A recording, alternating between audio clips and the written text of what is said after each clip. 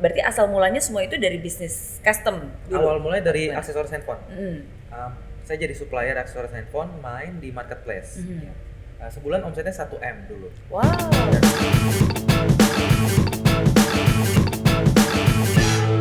Eits, tunggu dulu. Sebelum nonton video lengkapnya, jangan lupa untuk subscribe ya dan klik link di bawah ini. Jangan lupa juga untuk klik tombol loncengnya. Oke? Terima kasih. Selamat menonton. Riko ini banyak banget ya pengalamannya. Kalau bisa dikasih tahu sekarang apa aja nih bisnis yang sedang dilakukan sekarang? Oke, jadi bisnis saya core-nya ada dua. Yang pertama namanya Alona. Di Alona sendiri kami menjual produk-produk edukasi. Jadi contohnya kursus online, kemudian software, kemudian kita juga ciptain agency. Jadi kita ada ngurusin acquisition konsumen. Jadi yang mau nyari reseller kita bantu, tapi itu baru perusahaan kita sendiri juga ngurusinnya. Nah, yang kedua ada dropshipby.com. Oke. Resource-nya paling banyak dropshipby.com karena karyawannya lebih dari 120-an sekarang. Wow. Karena itu produksi setiap hari gitu, Iya. jadi resource manusianya banyak. Oke. Kalau Alna resource-nya kecil, cuma 15-an tapi efektif. Nah, kalau dropshipby.com kita jual produk-produk custom seperti custom baju, kemudian jaket, casing handphone, dan yang beli produk kita adalah orang yang mau jualan online. Gitu. Jadi yang ngajarin dari Alona, ya, yang jualin produk dari dropshipby.com. Oke. Semua kebutuhan reseller di dropshipby.com disediakan oleh Alona gitu. Nah, untuk reseller sendiri kita ada 25.000 reseller. 25.000 reseller. 25.000 reseller. Wow, Di oke. Indonesia, di luar negeri juga ada sih, cuman biasanya orang Indonesia yang tinggal di luar negeri. Kayak gitu. Iya, karena mereka melihat potensinya ya, Iya. soalnya ada begitu banyak peluang besar yang ada di dunia bisnis online ini. Biasanya mereka yang di luar negeri itu kerja sambil jualan, terus kalau jualannya udah sukses mereka pulang kampung ke Indonesia.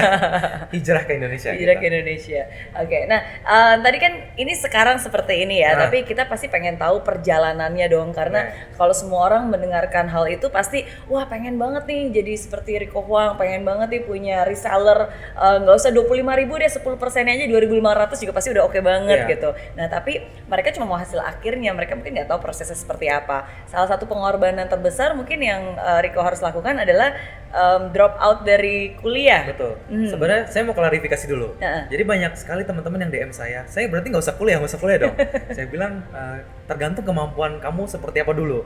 Kalau dulu saya waktu memutuskan untuk berhenti kuliah, karyawan saya ada 8. Kemudian jarak dari rumah Pasar Minggu ke Binus ya, di daerah Rawabelong. Iya. Di situ tiba-tiba karyawan saya 4 orang ngambil barang saya karena saya ajarin jualan di Instagram. Terus stok di gudang juga nggak saya jagain, jadi nggak punya sistem yang rapi. Ya udah akhirnya makanlah barang saya diambilin. Iya. Mereka ngambil, mereka jual di Instagram gitu. Nah, kemudian yang kedua, saya merasa pembelajaran di Binus itu belum cocok untuk saya. Karena saya pengennya sekali mau belajar, saya pengen nekunin. Jadi nggak sabaran. Waktu itu ngambil apa? Kuliah apa? Marketing komunikasi. Marketing komunikasi, oke. Pelajarannya bagus, cuman saya pengen lebih cepat. Iya. Akhirnya saya memutuskan untuk keluar dan berkuliah di Google dan YouTube University. Di mana di google.com dan di youtube.com. Kayak gitu. Nah, pada saat itu udah keluar kuliah kan dengan IP 0,5. Saya nggak berhenti belajar sampai saat itu. Jadi yang tadinya saya belajar di universitas, saya ganti ke Google dan YouTube, dan saya berinvestasi di beberapa pelatihan-pelatihan yang pengen saya tekunin. Gitu. Yang dimana jumlah investasinya malah lebih besar daripada di kampus. Betul. Gitu ya. Apalagi kalau misalnya belajar dari orang-orang yang sudah sukses yang dari luar negeri, itu pasti kan biayanya ribuan dolar. Betul, harus pesen tiket lagi kan, harus ngurusin penginapan lagi, dan itu biayanya jauh lebih besar gitu. Jadi ya menurut saya bagi teman-teman yang tadinya berpikir, wah Riko aja nggak kuliah gitu, pikir dulu apakah Anda sudah punya soft skill yang bagus, sudah tahu harus mau ngapain, sudah kalau ditipu karyawan gagal udah siap untuk maju lagi kayak gitu. Kalau misalkan Anda merasa ya saya siap, ya udah silakan. Tapi kalau nggak siap ya silakan kuliah dulu. Asal soft skill, ikut organisasi kayak gitu. Oke, jadi berarti pengalaman waktu itu sudah punya 8 karyawan, tapi karena mungkin ditinggal jarak jauh dan mungkin tidak terlalu diawasi, akhirnya 4 dari 8 ya lebih sukses dari saya. dengan cara yang tidak baik lah pastinya. Tapi memang tidak bisa dihindari lah, kadang-kadang ada orang yang tidak mau berproses, mereka ambil jalan cepat dan ya itulah ngambilin dan mencuri dengan tidak ya tidak baik lah Pada akhirnya sekarang mereka kembali bekerja lagi sih. Oh gitu. Cuma di tempat yang berbeda. Oke, oke. Nah, tapi lalu dari situ apakah dengan keputusan tidak kuliah lagi, tapi belajar dari YouTube dan juga Google University, terus ada peningkatan secara drastis atau percepatan, kan yang diinginkan waktu itu percepatan kan? Iya. Kalau anak muda menurut saya kekurangannya adalah dia punya waktu, punya kesempatan, tapi minim pengalaman. Jadi saya berpikir untuk terus belajar. Nah, percepatan tentu ada.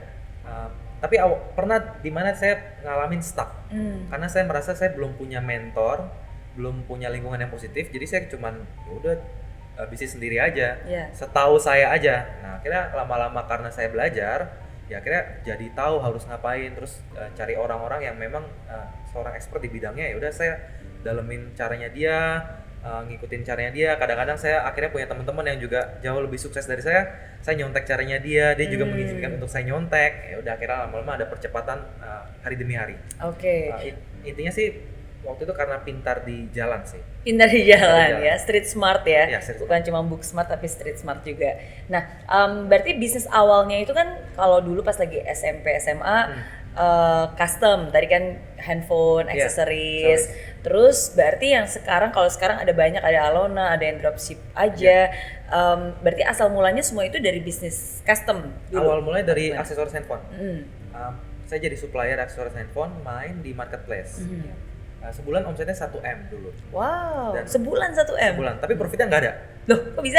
Karena kita masuk ke dalam price war. Jadi hancur-hancuran harga, bersaing.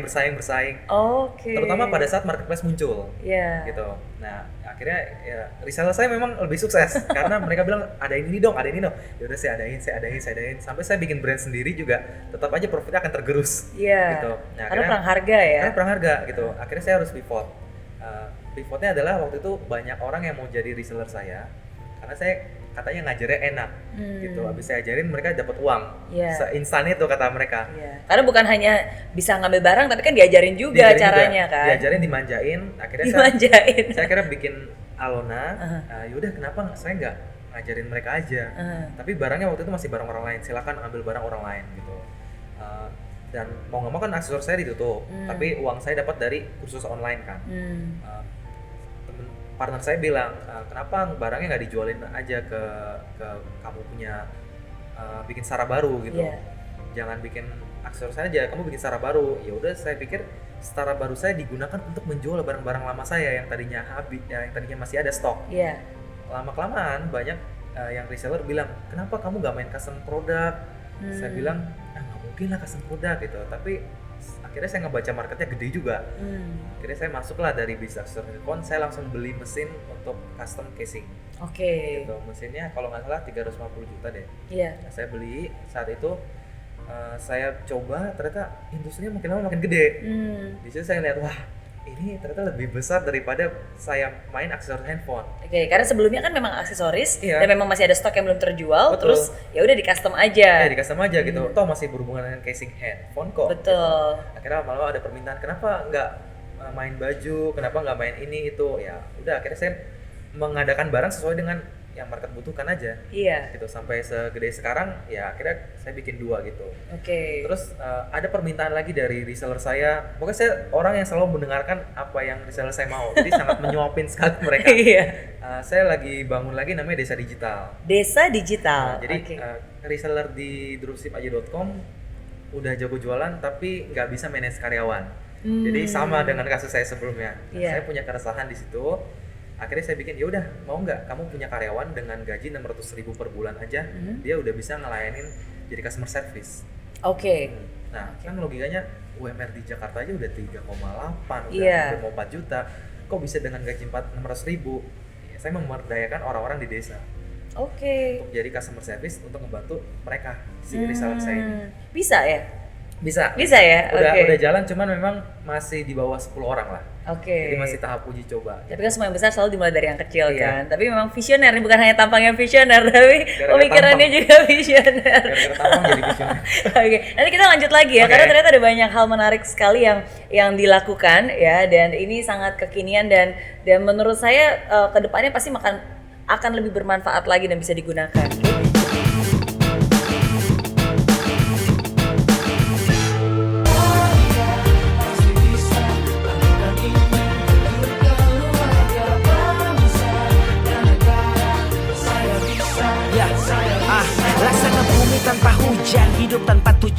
kering dan mati tanpa hijaunya tumbuhan.